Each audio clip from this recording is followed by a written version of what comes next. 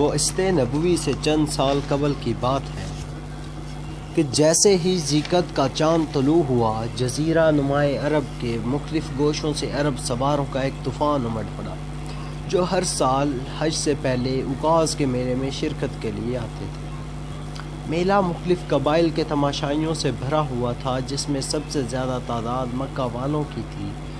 بطحاء کے میدان میں جہاں یہ میلہ لگا کرتا تھا، عربوں نے اپنے خیمے گاڑ دیے، جس کا ایک بڑا حصہ تجارت کے لیے مخصوص کر دیا گیا تھا۔ آپ دیکھ رہے ہو ہسٹری کی تلاش، اور میں ہوں مہر انجم۔ آج سے ہم ایک سیریز کا آغاز کرنے جا رہے ہیں، جس میں ہم حضرت عمر فاروق رضی اللہ عنہ، ان کے دور حکومت، ان کی مہمات اور ان کے دور کی فتوحات کے متعلق آپ کو بتائیں گے۔ لیکن اس سے پہلے اگر آپ ہمارے چینل پر نئے ہیں تو چینل کو سبسکرائب کر دیں اور ہماری اس ویڈیو کو لائک کر دیں۔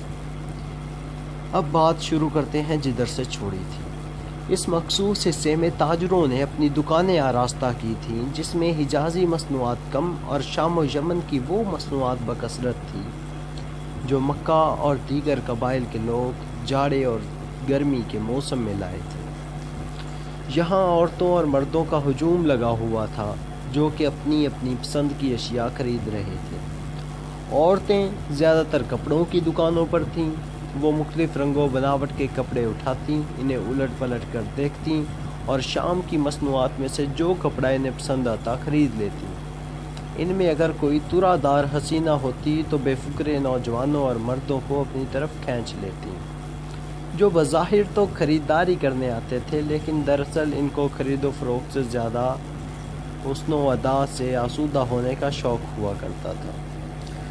دکانوں کے قریب ہی عیش و نشاط کے اڈے تھے، جہاں دن کو عموماً اور رات کو خصوصاً نوجوانوں کی بھیڑ لگی رہتی تھی۔ ان محفلوں میں عرب کی طرادار و حسین عورتیں بھی بے تکلف شریک ہوتی تھیں۔ رات کے وقت رومانوی منظر میں بساط طرز بچھائی جاتی اور عرب کے منچلے جام و ساغر سے کھیلنے لگتے۔ نشے کی ترنگ کے ساتھ ساتھ زبان کی ڈوریں بھی ڈھیلی چھوڑ دی جاتی تھیں۔ فقرے بازی اور چھیڑ چھاڑ کا بازار گرم ہو جاتا، اور یہ سلسلہ اکثر و بیشتر ان لڑائیوں پر جا ختم ہوتا جن کی آگ مدتوں سلگتی رہتی، اور جن عرب لڑائیوں کے بارے میں آپ سب نے سنا بھی ہوگا۔ ایک دن میلے میں ایک شاعر کھڑا ہوا۔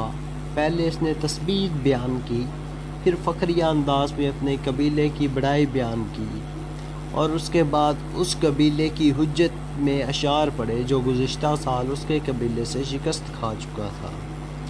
شاعر کے چاروں طرف لوگوں کا ہجوم تھا۔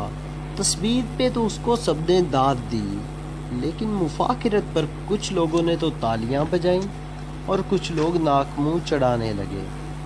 جب وہ اپنے حلیف قبیلہ پر آیا اور اس کی مفاخرت بیان کرنے لگا تو تلواریں میان کے پردوں سے باہر آ گئیں۔ قصیدہ ختم ہونے کے بعد ایک پختہ عمر کا بزرگ اٹھا اور تمام نوجوانوں کو سمجھا بجھا کر ان کا جوش ٹھنڈا کیا۔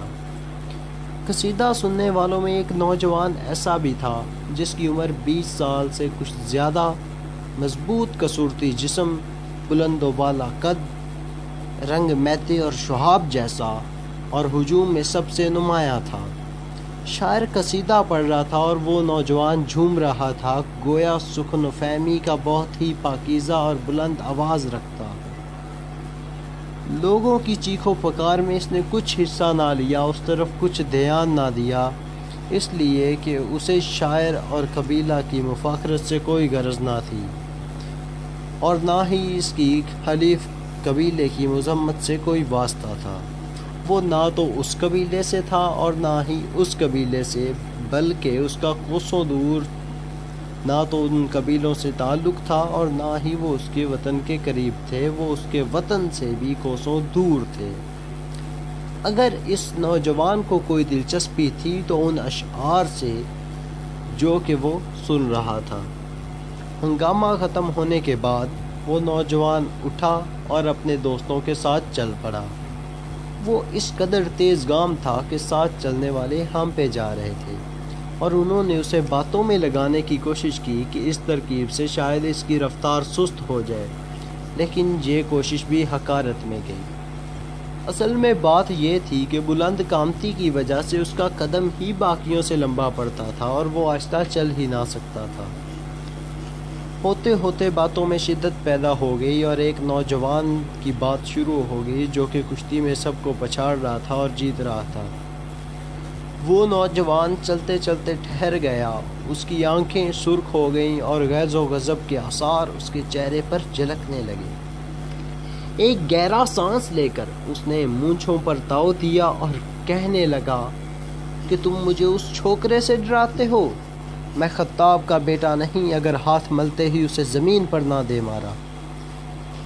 یہ بات اس نے جس انداز سے کہی تھی سبھی لوگ حیران و پریشان ہو گئے، اور اب اس کے بعد وہ پہلے سے بھی زیادہ تیزی سے چلنے لگا۔ اب اس کے ساتھی اس کے ساتھ چل نہیں رہے تھے بلکہ دوڑ رہے تھے۔ یہ ٹولی جب اکھاڑے میں پہنچی جہاں پر بہت سے قوی باز نوجوان تھے، اس وقت ایک جوڑی چھوٹی ہوئی تھی جو کہ آپس میں دو پہلوان لڑ رہے تھے اور ایک پہلوان دوسرے کو پچھاڑ کر اس کے اوپر بیٹھا ہوا تھا۔ حضرت عمر رضی اللہ عنہ کو اپنی طرف آتے دیکھ کر لوگوں نے راستہ چھوڑا اور کشتی لڑنے والے بھی میدان چھوڑ کر تماشائیوں میں جا کھڑے ہوئے۔ ان سب کو یقین تھا کہ جس طرح عمر آ رہے ہیں، عمر تماشا دیکھنے نہیں بلکہ کشتی لڑنے آ رہے ہیں۔ حضرت عمر رضی اللہ عنہ نے حاضرین پر نگاہ دوڑائی اور اسی کے چہرے پر ابھی تک غصے کے آثار تھے جس نوجوان کی بات ہو رہی تھی۔ اس نوجوان پر نظر پڑتے ہی حضرت عمر رضی اللہ عنہ نے اس کو مقابلے کے لیے للکارا۔ وہ نوجوان مسکراتا ہوا آگے بڑھا اور مجمع کے وسط میں کھڑا ہو گیا۔ اس کو اپنے اوپر اعتماد اور اپنی جسمانی طاقت پر اتنا بھروسہ تھا کہ اس سے پہلے اس نے حضرت عمر رضی اللہ عنہ سے کشتی نہیں لڑی تھی۔ وہ میلے میں بھی پہلی دفعہ آیا تھا لیکن پھر بھی نہایت با اعتماد ہو کر کھڑا تھا۔ لیکن جب سے وہ آیا تھا وہ تمام مقابلے جیت رہا تھا۔ وہ قامت و جسامت میں بھی حضرت عمر رضی اللہ عنہ کے قریب قریب ہی تھا۔ حضرت عمر رضی اللہ عنہ آگے بڑھے اور دونوں میں کشتی شروع ہو گئی۔ بدوی نوجوان کی پھرتی اور داؤ پیش دیکھ کر رش بڑھنے لگا اور اتنے تماشائی جمع ہو گئے کہ جتنے اس سے پہلے کبھی جمع نہ ہوئے تھے۔ آس پاس کی لڑکیاں بھی اس جوڑ کا نام سن کر آ گئیں۔ انہیں بڑی بے صبری سے کشتی کے فیصلے کا انتظار تھا، کیونکہ باقی سب کی طرح وہ بھی جانتی تھیں کہ گزشتہ مقابلوں میں عمر رضی اللہ عنہ کبھی ناکام نہیں ہوئے۔ لیکن جب سے یہ بدوی نوجوان آیا تھا یہ بھی جیت چکا تھا اور جیت ہی رہا تھا۔ یہ لوگوں کے دلوں میں اب یہ بات چلنے لگی کہ شاید یہ بدوی نوجوان حضرت عمر رضی اللہ عنہ کو بھی پچھاڑ دے۔ چنانچہ اس سلسلے میں بہت سی شرائط بدلی جا چکی تھی۔ ادھر والے ادھر جا رہے تھے، ادھر والے ادھر آ رہے تھے۔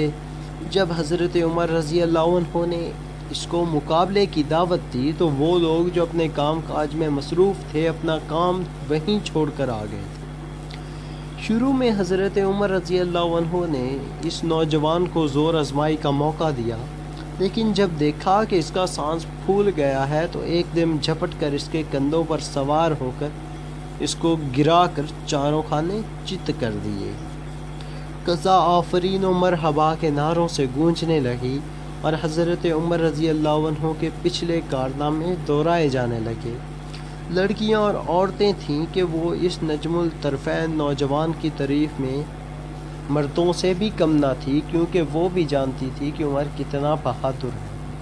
تو نوجوان کو پچھاڑنا تھا کہ ہر طرف حضرت عمر رضی اللہ عنہ کی بہادری کے چرچے ہونے لگے اور ان کے بہادری کے پچھلے قصے بھی سنائے جانے لگے اور اس قصے کو بھی بڑا بڑھ چڑھ کر بیان کیا جانے لگا۔ تو ناظرین، آج کا ہمارا ایپیسوڈ جہاں پر ختم ہوتا ہے، اس کے اگلے حصے کے ساتھ ملیں گے۔ اللہ حافظ۔